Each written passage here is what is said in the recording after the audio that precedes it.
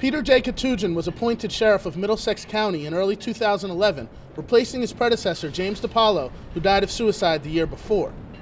This past election day, voters elected him to his first full term in one of the nation's oldest law enforcement offices.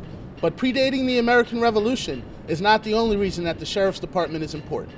What people don't understand is when that terrible criminal, that nefarious criminal with the most heinous act is in the courtroom, and then they walk downstairs into the dock, the lockup downstairs in that courthouse, the cameras turn off, the Klieg lights shut off, the reporters put down their microphones and their pens, and people forget. What happens is they go downstairs in that lockup, and who picks them up? The men and women of the Middlesex Sheriff's Offices or Sheriff's Offices across this state or country, or corrections professionals. This isn't the Old West. Sheriff Koutoujian's office does more than just lock criminals away.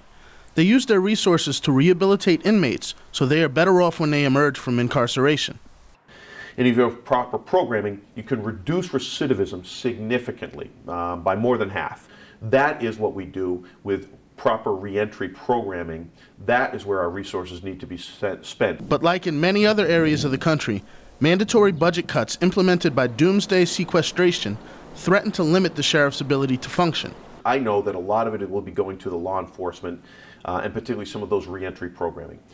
With former Senator John Kerry's appointment as Secretary of State, there is a vacuum in Massachusetts state politics.